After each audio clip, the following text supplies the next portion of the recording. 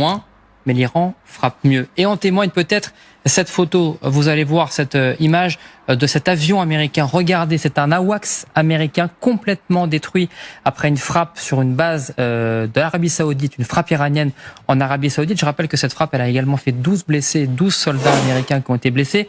On va prendre la direction des Émirats Arabes Unis. On retrouve justement notre envoyé spécial Marianne Kotnoff sur place, car il faut bien comprendre la portée avec cet AWACS donc qui a été détruit par l'Iran, un AWACS américain.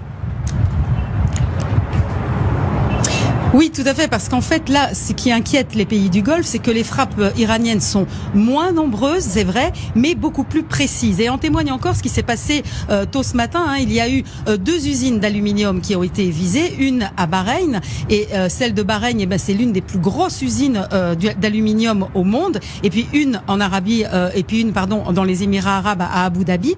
Et en fait, celle de Bahreïn déjà avait coupé sa production depuis le 15 mars de 20%, et malgré ça, donc, elle a été frappée. Et c'est ce qui inquiète beaucoup ici, parce que les frappes maintenant se dirigent vers des centres stratégiques, vers des intérêts vraiment stratégiques. Notamment, il y a aussi beaucoup de menaces de la part de l'Iran sur des universités américaines dans les pays du Golfe. Il y a aussi les champs pétrolifères, les champs gaziers, et tout ça, et bien sûr, ça ne fait que renforcer cette inquiétude ici, parce que si tout ça s'arrête, eh bien, c'est tout le système économique du Golfe qui va vaciller. Et on parlait avec de la population ici, avec également des expatriés français qui nous disaient, en réalité, beaucoup d'emplois sont menacés, parce qu'ici, si vous n'avez pas de visa, si vous n'avez pas de travail, vous repartez. Les visas s'arrêtent. Et c'est ça aussi qui est dangereux pour les pays du Golfe, c'est que toute l'économie repose là-dessus, et c'est ce qui inquiète beaucoup tous les pays du Golfe, qui voient ces frappes de plus en plus précises,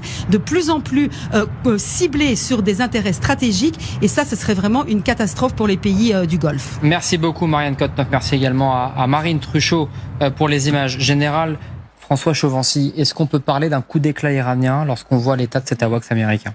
Oui, parce que d'abord ça montre une lacune dans la protection de la base aérienne, qui paraîtrait presque inacceptable.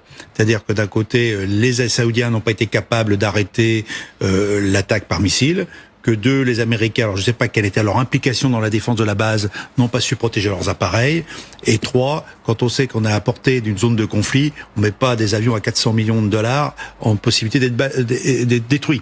Donc ça fait beaucoup de petites erreurs, je dirais, militaires, qui interrogent. Maintenant, le coup d'éclat, oui, mais ils l'ont fait aussi il y a 15 jours avec un radar important en Jordanie, qui justement coordonnait l'utilisation des missiles THAAD déployés par les Américains en Israël. Ce qui expliquerait d'ailleurs, semble-t-il, pourquoi des missiles sont passés sont passés à travers le dôme de fer, pour faire simple, et frappés à proximité de la centrale, le centre de recherche nucléaire de Dimona.